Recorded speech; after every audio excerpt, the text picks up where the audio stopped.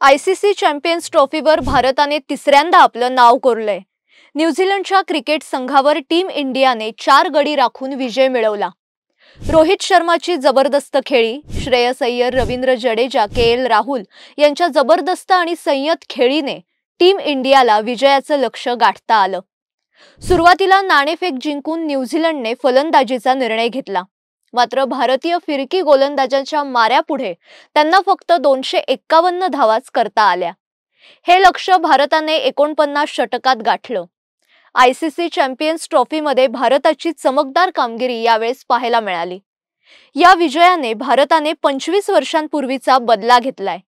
25 वर्षांपूर्वी काय झालं होतं आणि या आधीचे भारताचे विजय याविषयी जाणून घेऊया आजच्या स्टोरी टेलरच्या भागातून।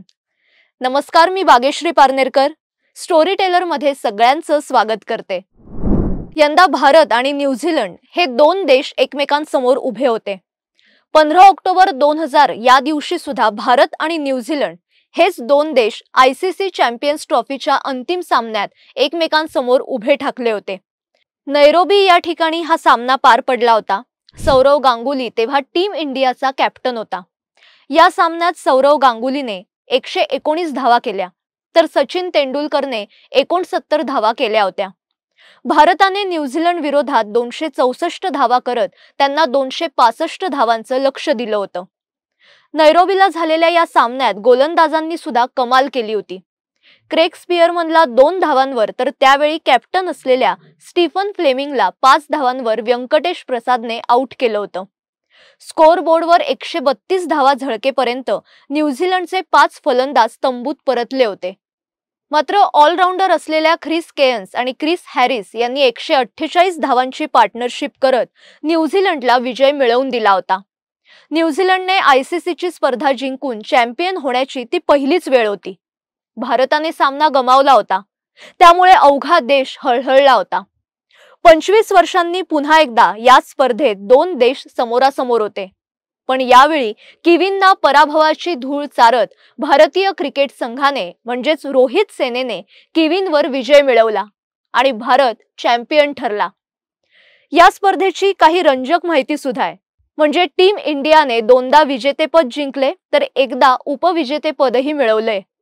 ही स्पर्धा शेवटच्या वेळी 2017 मध्ये खेळवण्यात आली होती। त्यावेळी टीम इंडियाचा अंतिम सामन्यात पाकिस्तानकडून पराभव झाला होता। 2002 च्या हंगामात टीम इंडियाने श्रीलंकेविरुद्ध 2दा अंतिम सामना खेळवला। दोन्ही वेळा सामना पावसामुळे रद्द झाला। प्रथम फलंदाजी करताना श्रीलंकेने 5 विकेट गमावून 244 धावा केल्या। पाऊस सुरू झाला तेव्हा टीम इंडियाचा स्कोअर 14-0 असा होता आणि सामना रद्द करण्यात आला।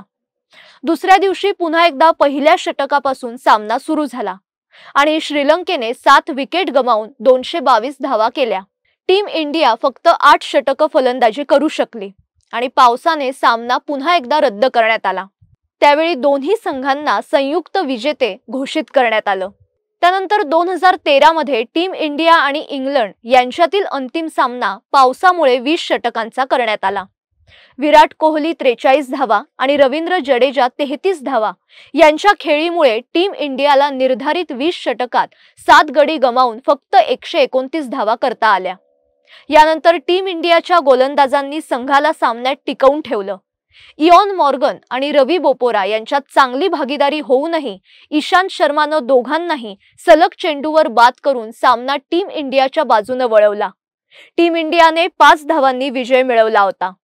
तर आत्ताच्या सामन्यात न्यूझीलंडने दिलेल्या 252 धावांच्या लक्ष्याचा पाठलाग करताना भारताचा कर्णधार रोहित शर्माने वादळी खेळी करत संघाच्या विजयाचा पाया रचला। रोहित शर्माने 83 चेंडूत 7 चौकार आणि 3 षटकारांसह 76 धावा केल्या, तर शुभमन गिलने 50 चेंडूत 1 षटकारासह 31 धावा केल्या। श्रेयस अय्यर आणि अक्षर पटेलच्या भागीदारीने भारताला सामन्यात कायम ठेवलं।